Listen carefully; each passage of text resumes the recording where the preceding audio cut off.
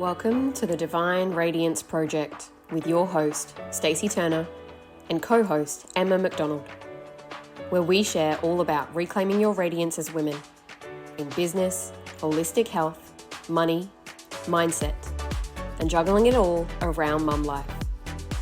A place for women to learn about financial independence, entrepreneurship, and balance. From women who aren't scared to speak their mind and their truth. It's time to shine your brightest self and be the lighthouse.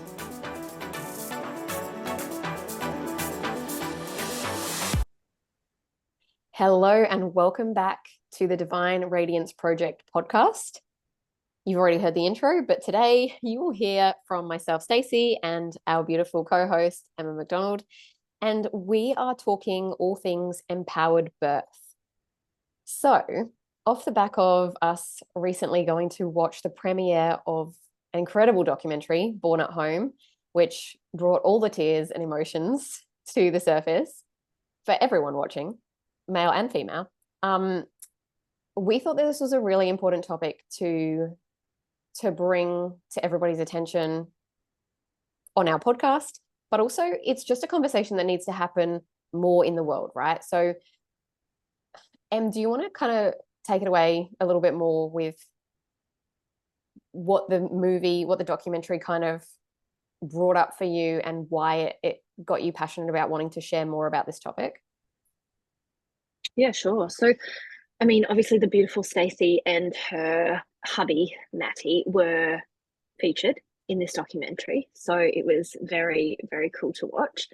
But it also stirred up in me how much this topic needs to be spoken about and how the system really is quite broken. And I'm not saying it's all doom and gloom, no one has a good birth. Okay, it's literally just that from our two very different first experiences, because our daughters were born, 4 weeks apart, we met in our hypnobirthing class. One thing that you can do to empower yourself, but we'll go into that. And yeah, it just it got me thinking that maybe not everyone thinks like this because they don't know where to start. They don't know what questions to ask because, God forbid you challenge a medical professional. And because sometimes they're the ones that railroad your perfectly safe experience in birth. And that's what happened to me, which I'll go through.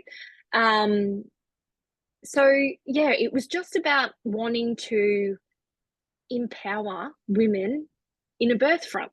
We do it about self-care, about health, all of the things. But I was like, birth has been such a massive shift for us, just in our lives in general.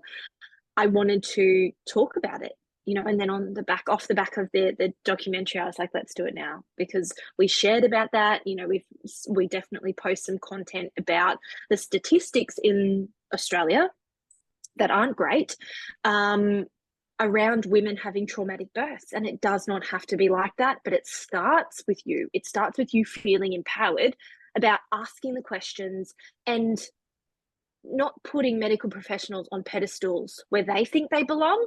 It's about collaborating with them. Yes, there's always medical emergencies and necessities that can happen, but it shouldn't be the majority. And that's what it is. And I am sorry, but I'm done. I hate it. It literally grinds my gears when I hear certain birth stories. And it is never the birthing mum's fault. It is not your fault ever if something, didn't go to plan. That is birth, yes.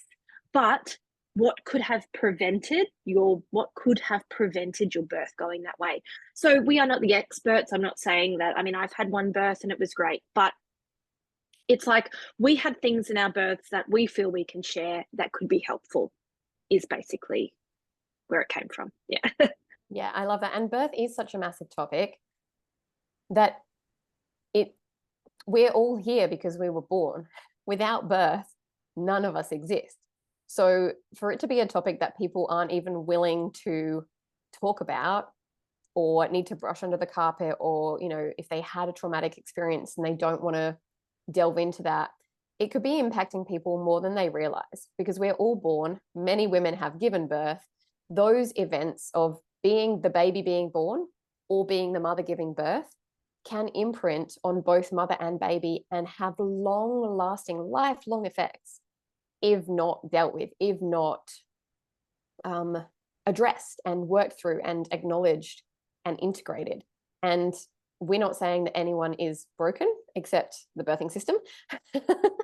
We are saying, if you are feeling anything listening to this, or even if you're starting to hear us talk about this and you're like, oh, this is so uncomfortable in my body, I don't want to hear this, I don't want to talk about this, let us lovingly, compassionately hold you in encouraging you, because it's your life, you do what the fuck you want, but potentially go and seek support. Potentially find a coach, a health practitioner, an energy healer, a somatic embodiment coach, someone to help you work through this trauma that you're carrying around. And that word gets thrown around a lot these days, but it is important, because it's potentially not even how your birth went down. It's actually, the stats are showing it's more about what was said and done to the person without their permission or consent. And that's what it boils down to at the end of the day. So birth is a rite of passage, not only for the baby, but the mother also. And the lessons that we learn as mothers through that birthing experience set us up, or as the birthing woman, set us up for the skills and the tools that we need to parent. And I mean, I think this is something that you and I have probably talked about at length. How a baby is born is potentially their soul contract, if allowed to happen without too much other external parties, right? That then molds them into the human being that they're going to be in this life. And for example, my first birth was quite long, and it was long before there was any intervention, and I was happy with it being long, and I was working through that length. Like, I was willing to go the marathon. The system came in and tried to force my baby to be born sooner than she wanted to be, even though both parties were safe. If she had been allowed to be born at the time that she actually wanted, would she potentially be a different human being, right? And we can play the what if sliding doors game, but she's here now, and I see the blessings and the lessons in the birth as it unfolded. But she potentially missed out on the soul contract that she was signed up for in this lifetime, and the lessons that she potentially needed to learn to come into the world in the way that she needed to come in. So there's so many facets to this. And I guess at the end of the day, was something taken away from you during your experience, or are you a pregnant woman that's trying to figure out how to get these resources and not let trauma be your story? If you can, set yourself up for success with information, with resources, with education. So you've got that informed consent. So you've got that courage to maintain your power, to hold on to your power, and know that you are the expert, as you said, Em, like not giving away our power to a medical professional. Where else in our lives do we allow a medical professional to make medical decisions for us?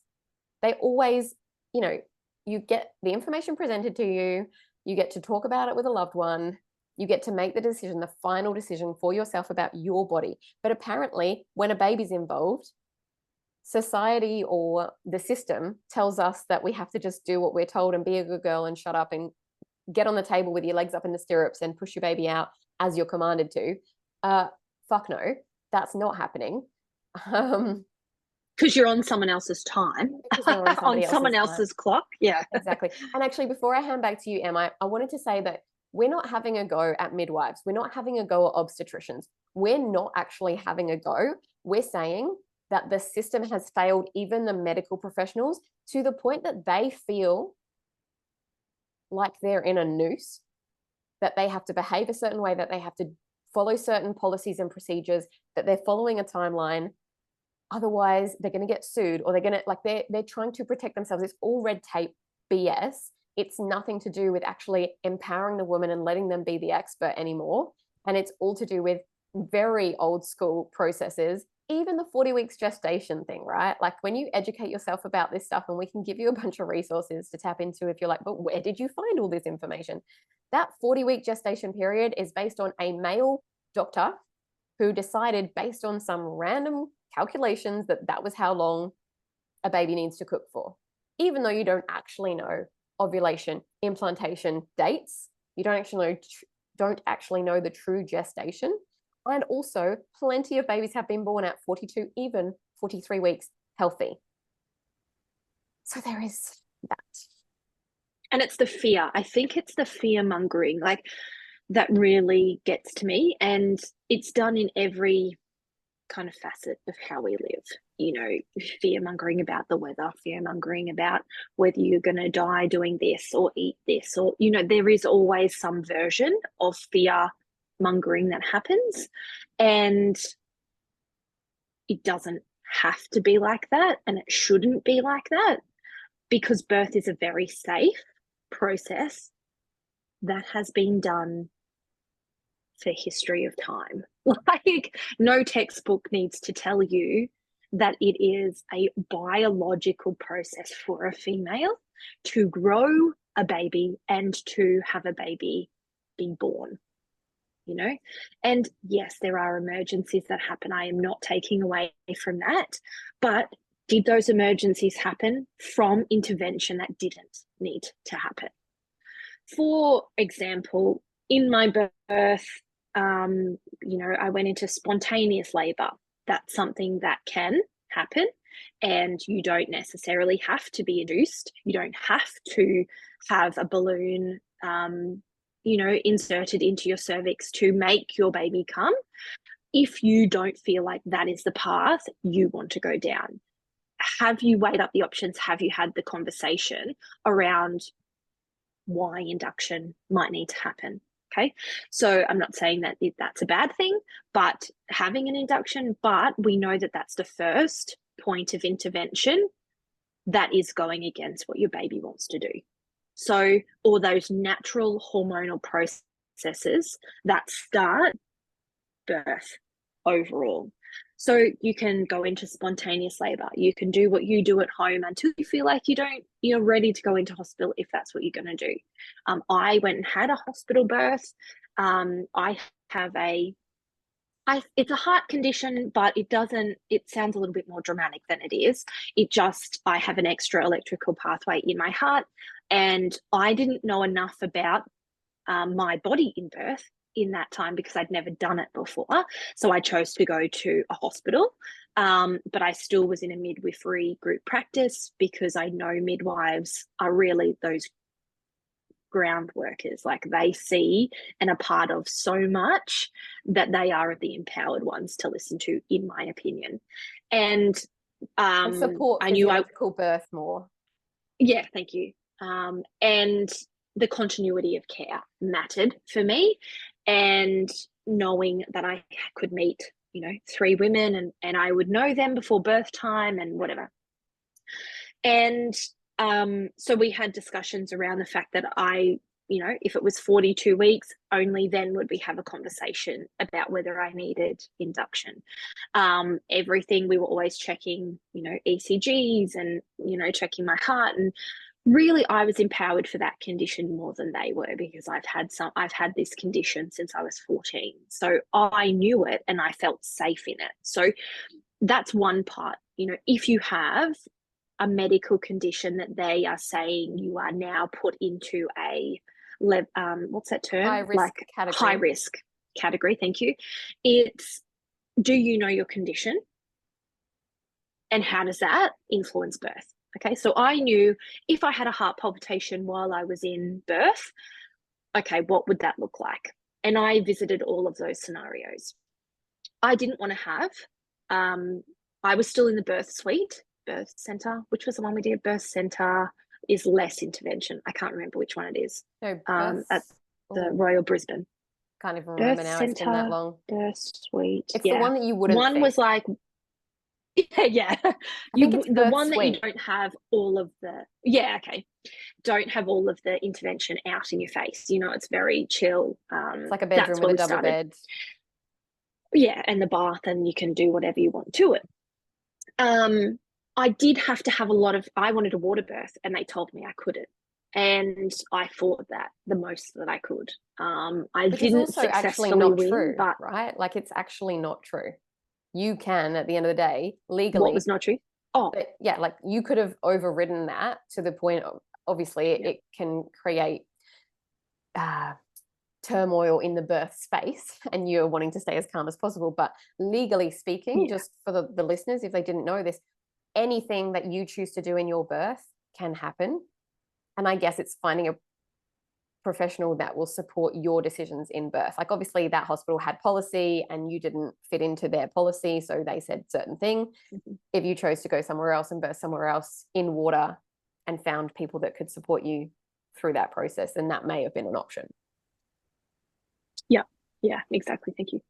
But it's the fear mongering because they always see something as a risk of a risk assessment, without really doing the risk assessment. Like they will say it's a risk assessment because that's what hospitals do. They don't want people to die. They don't want babies to die. It always comes back to death.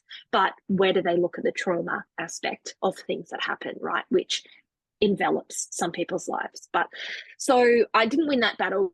But I was like, okay, cool. I've got to let that go, and just kind of keep going, process that. And I went into my birth happy, knowing that that was the decision.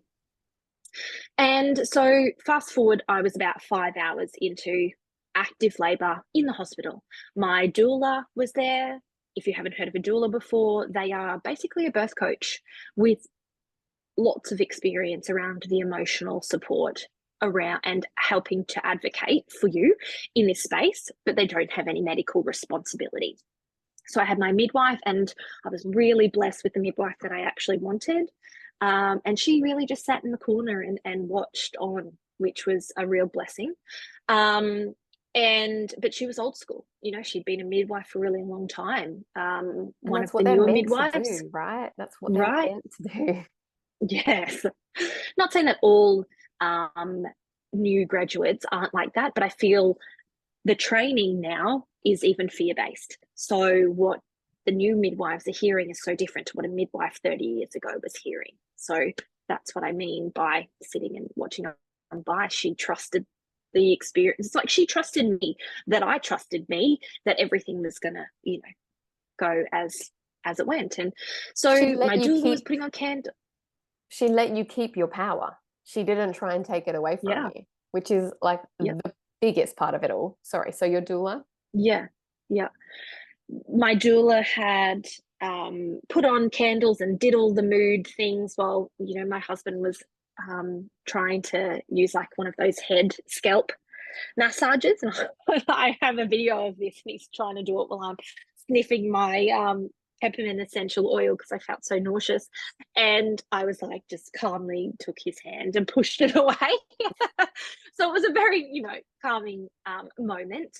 And so, yeah, we were there. We were doing movements and, spinning babies, like knowing, trying to help things progress in their own time. And we were in the shower and whatever. And there was a point where I was sitting down, I think, and I was just having normal surges, contractions, whatever you want to call them. And the obstetrician on the floor, because there's always an obstetrician on the floor at the Royal Brisbane when you're in the birth centre, and came in, knelt down beside me, and was like, so I want to take you to the birth suite because I think it's a safer place for you to be. I want to put a cannula in your hand, in case I need to give you any medication. And I want to do an ECG. Let me tell you, at this stage, I had not had a palpitation, and I'm the first one that knows if I'm having a palpitation. I didn't have anything, I wasn't wired up to anything. No one was obsessively checking my heart rate. Nothing was at this point had happened. I was just an ordinary human being, an ordinary mum giving birth. And I thought to myself in my head, because I'd very much internalized a lot of my birth at this point, I can see at this point how women get derailed, because now this professional's coming in telling me I have to do all these things because it made her feel safer. I'm like, in my head, I went, "Are you fucking kidding me?" Like, Take your so fear out of my birth space and leave. yes, yes. Oh man, if I could go back to that time and say to her, "You are the reason women You're the doubt problem, themselves. not the You, solution. this moment here is the problem." But I was very grateful to have found my inner strength at that point, and I'd had a search, so I hadn't replied to her. I put my hand up in her face and I was like, "No, I am not moving. No, you cannot put a cannula in my hand, but I will give you an ECG." So, and then she left me and she didn't come back. I think she got the gist that I was, Fine. didn't need her at all. Yes. And I was fine. I mean, then they're really not even meant to come in unless they're invited in. The midwife would go and get the obstetrician if they needed them. And so it's strange that she felt the need to even come in and have that conversation with you. I actually never asked my midwife about that. Yeah. How that eventuated, but I mean, sometimes it's a power play as well. Who have I yeah, got in ego. right now? I've got nothing to do and I want to, clock another cesarean because how much money will I get for the hospital if I do this, right? They get funding for Caesar. Oh, So really? Yeah, wow. yeah. I thought you knew that. There you go. Yeah, they get funding per cesarean. So No, I did. yeah, that's massive. The Actually. other thing about having those sorts of Wow. conversations Wow. with so the other thing about having those conversations with a laboring woman is that they are then in the liminal phase. Like when you are having surgeries and you're in the hospital, you're probably at the pointy end of your labor. You're super suggestive. You are super absorbent to any conversations, any words that are said around you. They imprint onto your subconscious in that phase of your laboring experience. And so there should be a gatekeeper. Like if you're a pregnant woman going, how do I avoid these things happening in hospital? The gatekeepers, aka your birthing partner, husband, whatever, and the doula, if you have one, should actually be the point of contact. They shouldn't even be having a direct conversation with the birthing mother unless the birthing mother has allowed that. Because those conversations should be hushed off to the side so that the mum doesn't even have to hear it, doesn't even have to be in their subconscious field energetically, anything. So that in itself is a way to set you up for success. But the other thing that really grinds my gears while we're talking about this, because this now you've unleashed a can of worms here and bringing this topic in. I know. Yeah, we're both extremely passionate about it. And isn't it crazy just hearing you tell your story of a non-traumatic, right? You would label your birth experience as non-traumatic. The language I'm hearing you use to explain the conversation that you had, you said, and excuse me for mirroring this back or paraphrasing, no, you will not have me move. No, you will not get XYZ, but I will let you have it. Like, what even is that conversation during labor and birth? Yeah. Do you know what I mean? It's like that shouldn't Absolutely. even be a conversation. Shouldn't even be a topic of conversation at that point in time. So you came out of that experience feeling empowered. What were some of the biggest contributing factors, do you think, to you having such an empowered experience? Because I knew my options. If I did have a heart palpitation, for example, I did know what was going to play out from there. Because I wasn't afraid of asking for the things that I wanted. Okay, so if it looked like a cesarean at any point, those are the things I'd written out that I wanted to have. I didn't want to look at the clock. I didn't want people to do a vaginal check to check the centimeters. Those are the things that were going to interrupt me and bring me back into my head, because I'm the kind of person, if they'd said you were only 3 centimeters and I was 21 hours in or something, I would have been like, oh my God, I can't do it. That wouldn't have stirred me on. But not knowing and just thinking it was inevitable, I just had to keep going because no one's going to come and do it for me, then I would do that. That's where I would push through. So having all of it, like, it might seem very trivial for some people that are like, I didn't even consider putting something over the clock. I didn't even consider I could say no to not having checked my centimeters dilation, But I have to say, hypnobirthing was the one thing that did set us up for success because we went through all of the stuff as options. And there was less intervention. It wasn't needed. And that's why I felt so safe in it, because I'd accounted for a couple of options that I knew could be a reality. I wasn't accounting for the things that I didn't know about. You can't do that. You can't think and prepare for everything. But the things that I could control, I did. And then I just trusted the process and trusted myself with my team around me, because I'd learned the information beforehand. Yeah. I don't know if that answers your question. Yeah. Yeah, definitely. It does. And so as Em said before, we did the same hypnobirthing course. It's where we met and we shared the same doula, and she's absolutely incredible. We love her. And she was an amazing advocate and amazing support through my first birth, despite it going not to plan at all. And having to, again, have, challenging conversations with hospital staff to fight for what I wanted. So I actually wanted to touch on, because you mentioned spinning babies and you had a positive experience with using spinning babies through your birth. I, in hindsight, can see, especially now having that second birth to contrast it to, where I didn't even think about spinning babies. I actually see that what I was doing was potentially slowing my process down, because it was getting me too much in my head. And like, having information is one thing, and then sometimes part of it just needs to be ignorance is bliss, and not from the perspective of don't educate yourself. I'm big on educating. I read all the books. I did all the pre-work for that first birth. But I truly believe that knowing sometimes too much, and I stayed in that logical brain. I didn't let myself go into the liminal phase, and I was trying to be very logical about it and did probably too much spinning babies, that it potentially slowed things down, because what it did was it took me out of my power and into a textbook.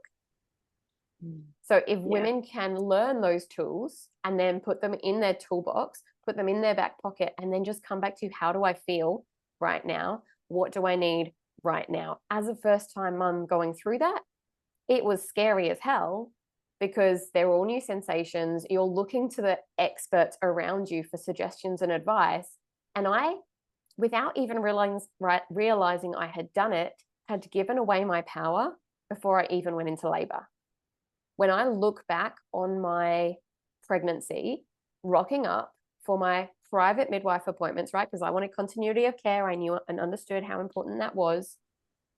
The conversations that we were having were very much centered around, and again, beautiful human being, not taking anything away from her, not blaming her for anything, but the policy in the system led her to say certain things that disempowered me before I'd even gone into labor.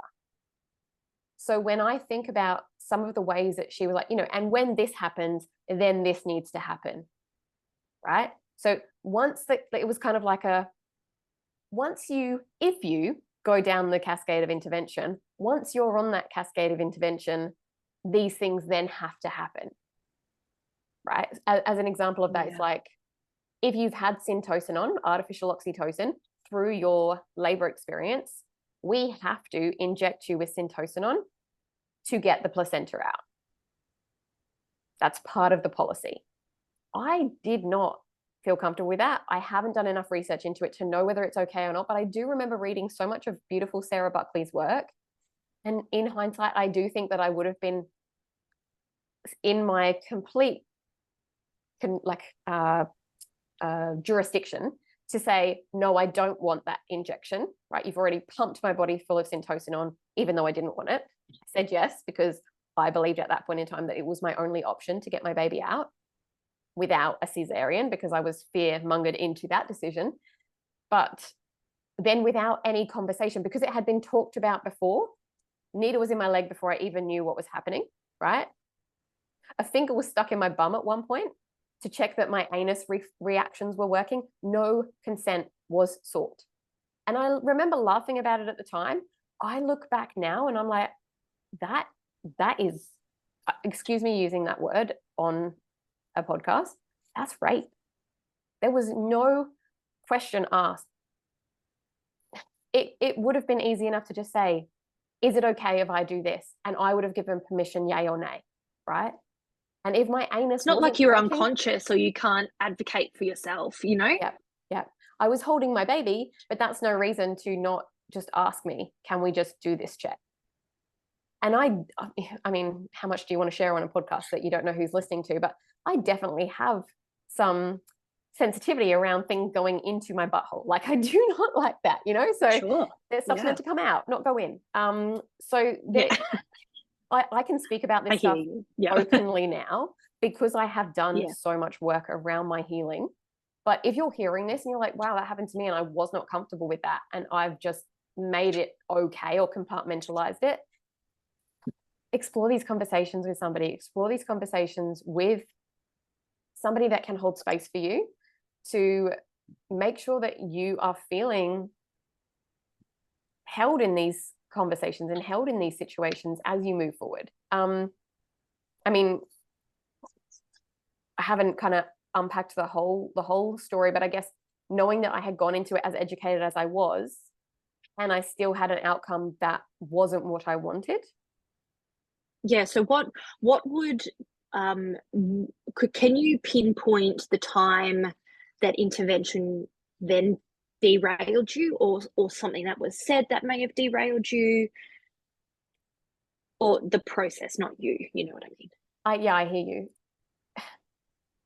Even immediately after the birth, when I was debriefing with our beautiful doula, and I wish I had said this to my midwife, but I don't know why I didn't want to upset her, right? Because we're still dealing with human beings and we still care about how they feel.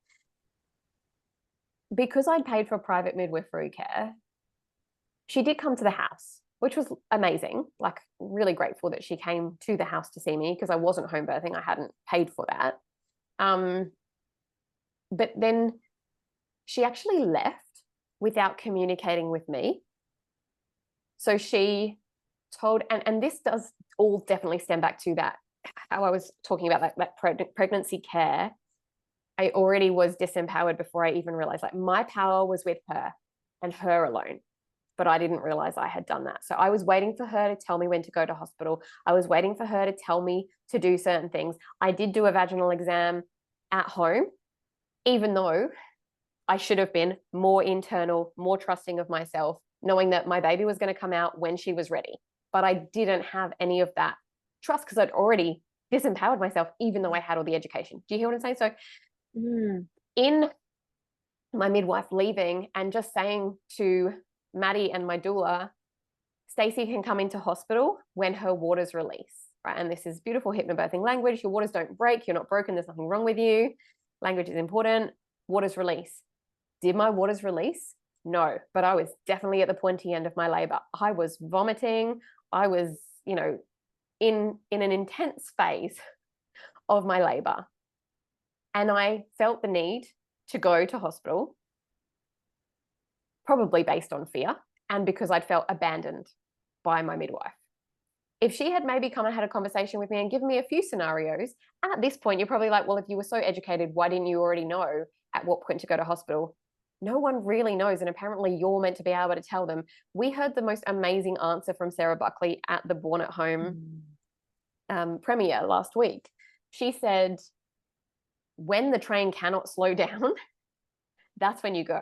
Like, when there's no chance of labor slowing down, like, you are so close, you're probably even in transition and maybe going to birth your baby in the car, that's when you go to hospital.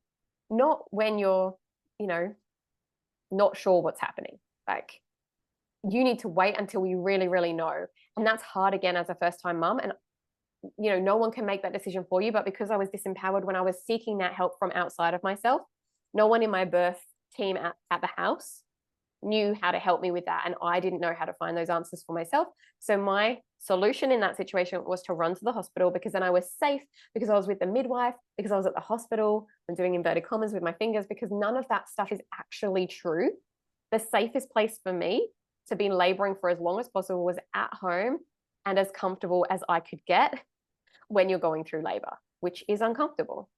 So I don't know if that answers your question, but yeah, I feel like the intervention happened from the moment that I felt abandoned. But that was my own, not fault, but that was my own, that was the system's way of, I'm not passing the buck, I'm taking responsibility, because I can now see in hindsight. And that's why I always say to mums, like, I don't know how to explain this to you any other way, but you need to keep your power. No matter what health professional you choose to support you in your birth, never let them take your power away. And if you don't understand what that means, then figure it out. Like, that is your job, to figure out how to stay in charge. And they should be asking you questions about what you do and don't want to do, and giving you the pros and cons, not the other way around, ever.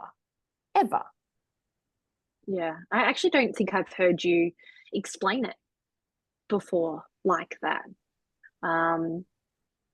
Yeah, I think we probably spoke about more to do at the end, you know, when they swiftly took Mads away, you know. But yeah, like looking back at the steps even before labor had began, like, of course. But that, I feel like, is so common, because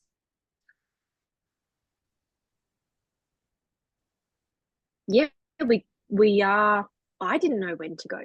Like, the one thing I do remember hearing was, if you couldn't hold a conversation without thinking about what you had to say, you know, is that what I mean? Yeah.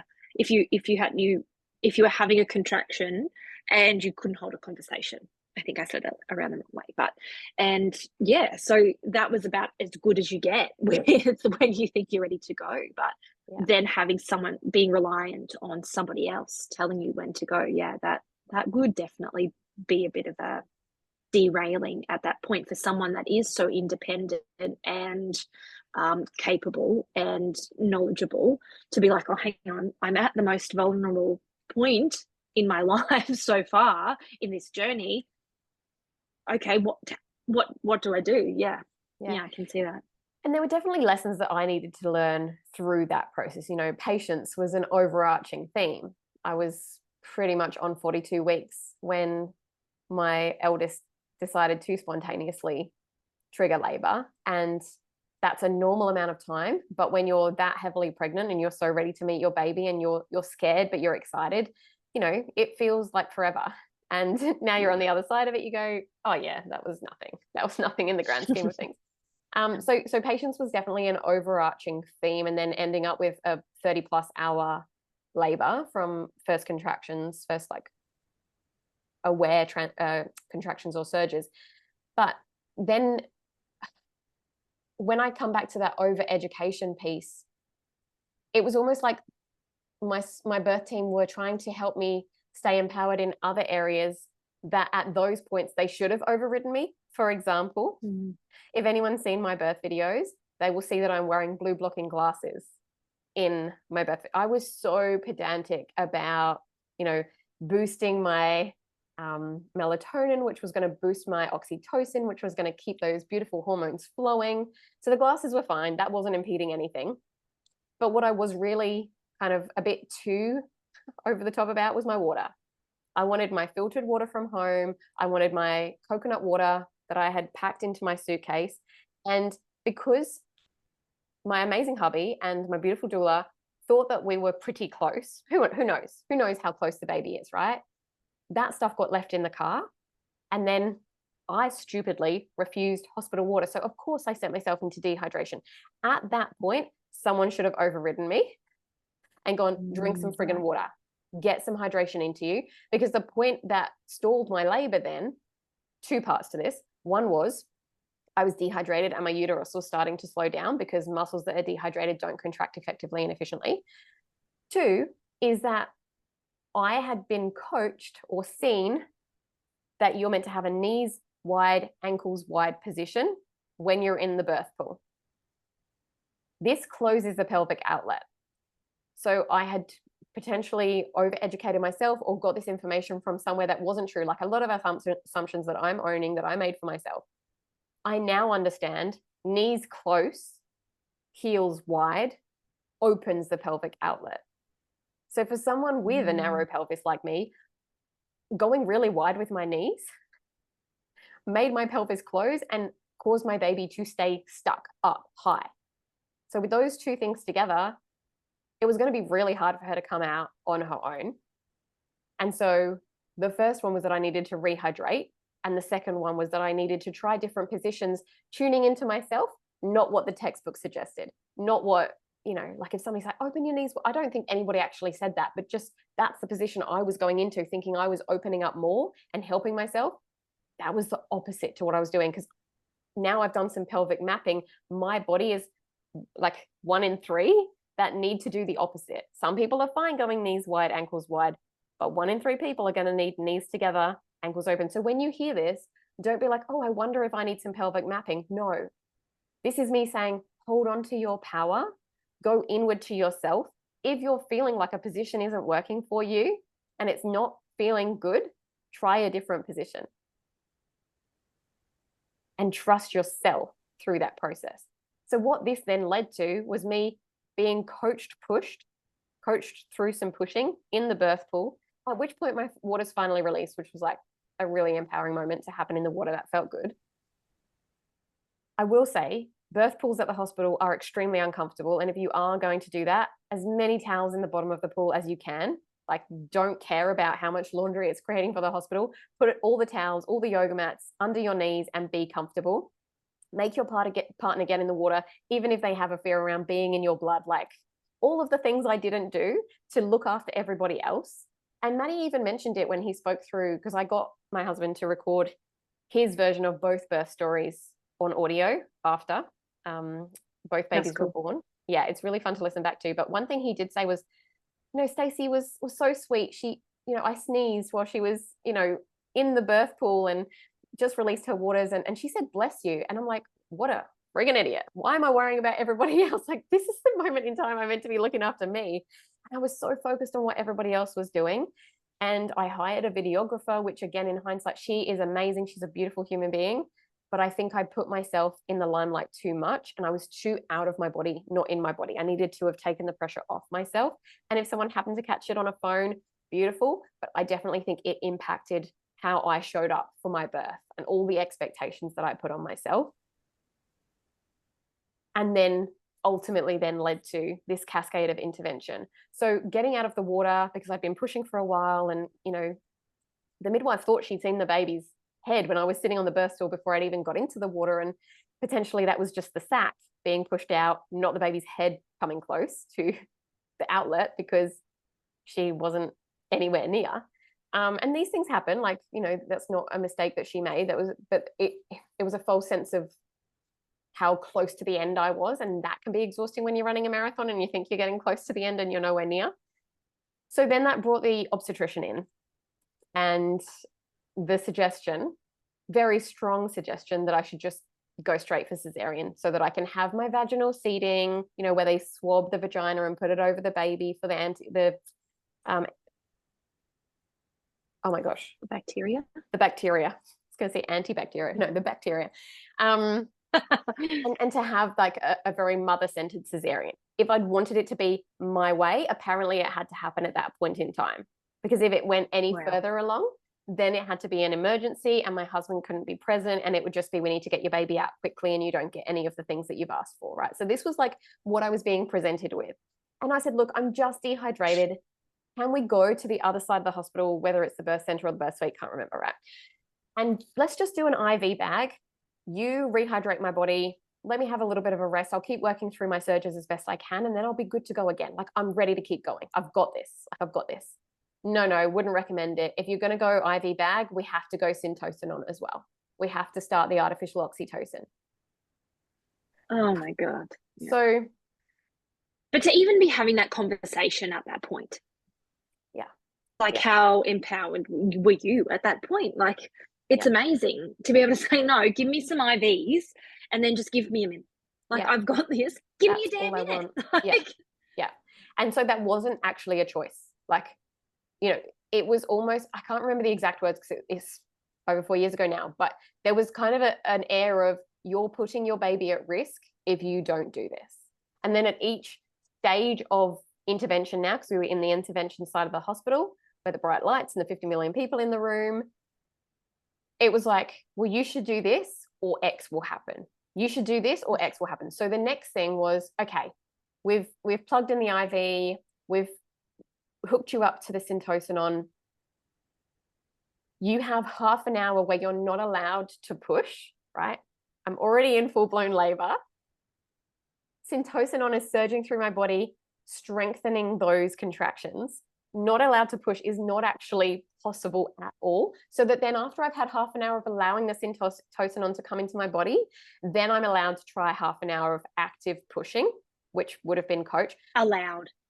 Bearing in mind that I haven't had an epidural at this stage, so I can still feel everything by choice because I know, like, you know, props to you if you choose an epidural and you've done your research and that's what feels best for you.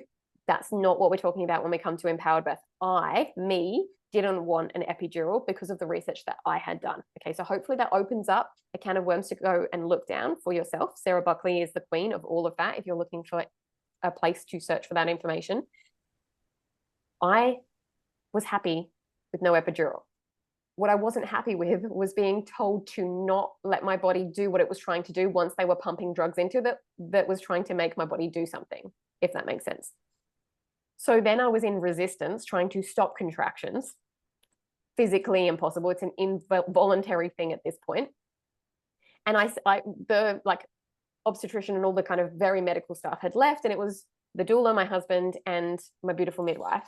And I said, like, guys, I can't stop this. And they're like, just do what you need to do. Like, let your body just be. I was like, okay, thanks for the permission. Again, shouldn't have to seek it, right? Like the ridiculousness of that. So then after half an hour, somebody comes back in and says, okay, you're allowed to push now.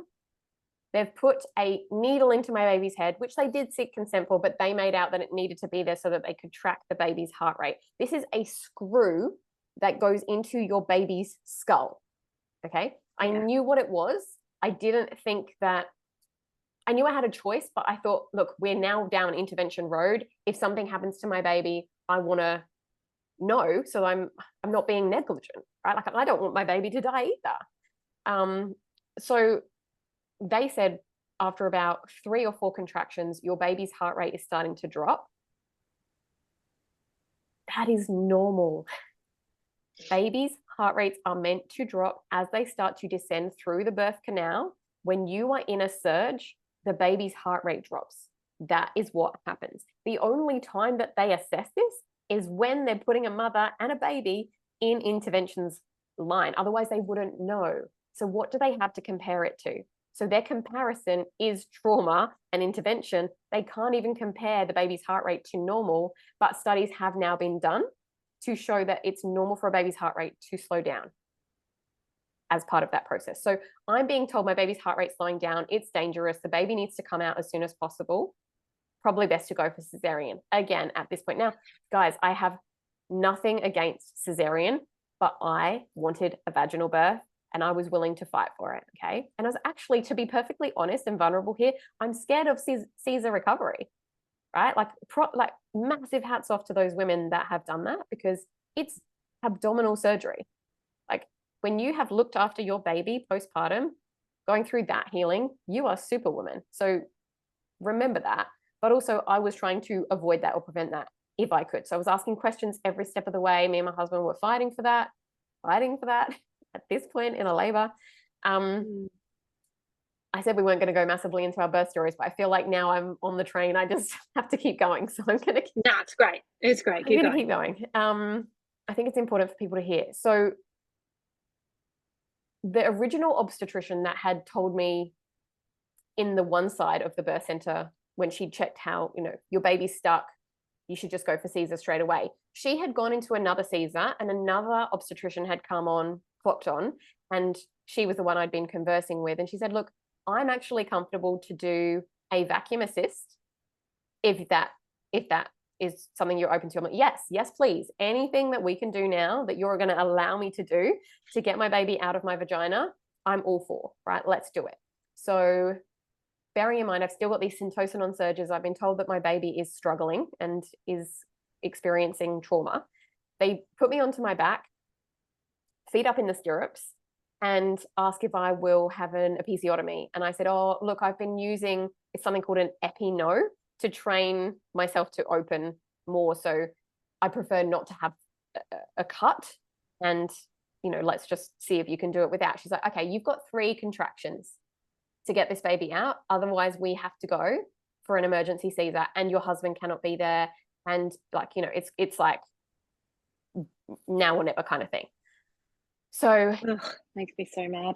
Yeah, first contraction, she gets a little bit of movement, but she's like, I actually can't get what I need to start to move your baby down. Can I cut? I'm like, look, I would really rather not. Can we please just keep going? So then we do another surge, and she says, I just can't get there. Like, your baby is moving, but I need to get her out now. Can I cut?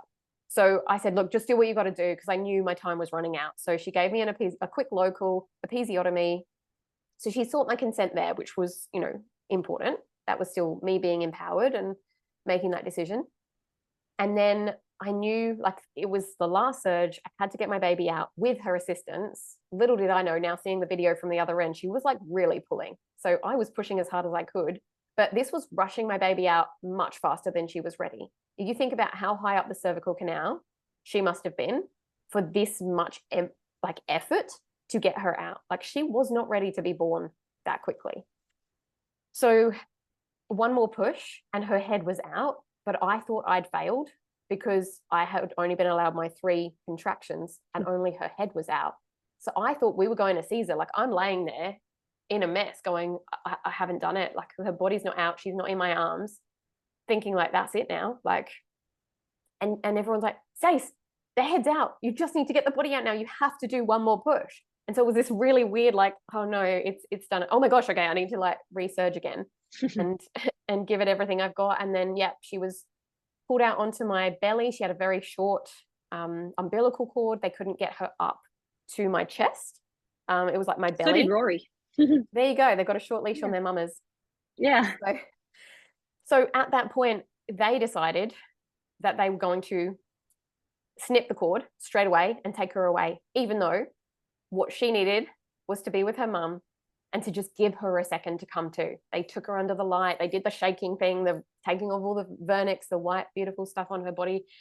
As Maddie's trying to see the genitals, because we didn't know what gender she was, it's a schmozzle. It was an absolute schmozzle. And I'm shouting out, Madeline, because I'm just like so happy that she's here. And, you know, it's a girl, because I didn't know what it was going to be, and calling out her name. And I was still thankfully ecstatic at that point, whether because I'd had enough of my own hormones. Actually, I know that for a fact, because I'd had my own oxytocin in the lead up to that point, that I was still able to connect with my baby and to love on my baby and not be dissociated from that process. That was, I felt like it was a good outcome in that situation. At the time, I didn't think any of it was traumatic, but now compared to the other birth I've experienced, which we'll save for another podcast, it was night and day. It was black and white. And the biggest thing I learned is just let it happen and don't be so hung up on what water you're drinking, or if you're wearing your blue blocking glasses. Like, birth will happen. Your baby will be born. Like, that is inevitable. So yeah, some of it my stuff, some of it the system, and I don't blame myself for anything, but I take responsibility for the stuff that I was able to then change going into my second birth, the lessons that I learned from that's led me to be the woman and the mother that I am. And I see it as I needed that experience to happen. I have to share this story so I can potentially help other women not have to go through it and make better decisions for themselves when choosing a healthcare professional, to change the system, to speak up in this documentary so that the system changes, so that home birth is paid for. It's an option for people that aren't high risk. Like, that's where this system is broken. Like, let's keep women home. If I had felt confident that home birth was normal and that I was safe because I had a paid for midwife that had all the stuff she needed in the house, me and hubby probably would have done it the first time around. We would have made some very different decisions. Yeah. Yep. I mean, I still only have one birth to go on. But even that, like, if we had had more information on more options, yeah, it probably would have been very different for us as well. Or being able to have, because no one really was ever, I was still classed as low risk, even though I have this heart condition. I would have been able to have a home birth had I had a midwife. No, I guess, knowing that they could account for whatever if we're at home. But so thanks, babe, for sharing. I think it is important, like, even though we aren't, you know, there are so many birth podcasts out there, we have a different take on what we see just in life, but especially when it comes to empowered, whatever, women in birth, women in health. What would be your number one advice to a mama now, to a pregnant mama now? One, like a little takeaway bit that they can add into their labor process, birth, and one thing that they should go and look at. So one kind of takeaway, something that they can use within their birth, or something they can go and look up to be more empowered about. Yeah, for sure. Something to do in birth is actually just to keep living your life. It gets so hard at the end there. You know, it really does. You're so ready to meet your baby. You're so ready to not be pregnant anymore. But the best thing you can do is just keep watching Netflix, find something to do with your hands, whether it's macrame, whether it's cooking, with like, just get out of your head and into your body, dance, like even in your labor, do something to stay in your joy. Have sex if you can manage it. Like in the early phases of your labor, just do anything that brings you joy, that gets more oxytocin, the love hormone, flowing. The more you can laugh, the more you can be relaxed, the more you can be happy. A, the less painful your surges and contractions are going to be, and B, the more smooth. I'm not going to say faster, because birth will happen at the rate that birth happens. Time is insignificant, but it will flow more freely and happen when it's meant to happen without you trying to force it. But then in terms of where to go look and things to do, well, some of my favorite books are not mainstream and sometimes quite hard to find, but Sunny Carl has written a book called Sacred Birth, Sacred Birthing. I can put these in the show notes for people. Birth as a Rite of Passage, really good one, from Jane Hardwicke Collins. Jane Hardwicke Collins wrote that one? Or no, Reed. What's her first name? Rachel Reed. Rachel Reed? Let's go with that. Rachel Reed, Birth as a Rite of Passage. Sorry, guys, I should have looked this up before we spoke about this, because they're my three favorite books. And then Home Birth on Your Terms, which is written by a traditional midwife called Heather Baker, who's in the US. So even if you're not home birthing, there is so much that you can take away from that book that you can essentially take into birth wherever you end up birthing. Sarah Buckley's book is amazing, but I had read that the first time around. It was these three books that led me into my free birth of my second baby that I would highly, highly encourage all mamas to read or listen to empower themselves. And then hypnobirthing, yes, but find a practitioner that's not so hell-bent on spinning babies, on following these steps, and keeps you connected to your power. And just, these are just tools in your toolkit. This is not the way, it's a way, because breathing techniques from yoga are actually just as helpful as hypnobirthing techniques. And, you know, you're not doing it wrong if you're breathing a certain way. Like, keep coming back to, you are the expert, it's your intuition. And if you're feeling disempowered or disconnected from your body, work with an active birthing coach who has potentially done yoga. Suzanne Swan is my go-to in Brisbane. She came and did a one-on-one with us in our home, especially because we were home birthing. Like, that felt really appropriate for us. And she was the one that did the pelvic mapping and taught me about the opening of the pelvic outlet versus closing it, and just all those little light bulb moments and epiphanies. That wasn't her taking my power away and telling me stuff. That was helping me to understand my body and reclaim my power. And that is what it comes back to time and time again. Yeah, that's cool. Yeah. Yeah, What about you? Is there something that you would give as advice to a first-time mama? Definitely finding a doula or a birth coach or someone that can take some of the pressure of the situation away. Maybe even more for our husbands, right? Yeah. So you can fully connect with them. It's just you and them, and all the other stuff can be taken care of, whether you're at home, whether you're in a hospital, whatever. Definitely would say having a birth coach. And what else? Mine are like a little bit funnier, I suppose. Like if you are worried, I didn't know that getting nauseous was a normal part of any parts of labor, but early labor. And yeah, peppermint essential oil, unless you're Stacey and hate peppermint, don't do it. But that really helped me to focus on breathing too, because I was conscious about breathing in the peppermint essential oil, but also helped the nausea to subside. And something that I read was helpful and I wanted to do was have the comb, the wide tooth comb, to push into or hold into your palms, like acupressure points, to train your brain that there's different varying parts of pain, I suppose, like, or discomfort. And when you focus on something else, then that major one, obviously contractions aren't pleasant, they are constructive. But yeah, I wanted to try that, and I was like, babe, get the comb. So the comb's in the bag. It's like, I can't find the combs. Later on I found the combs, so I was like, bah, they were there, I did pack them. They're actually amazing. They are actually amazing.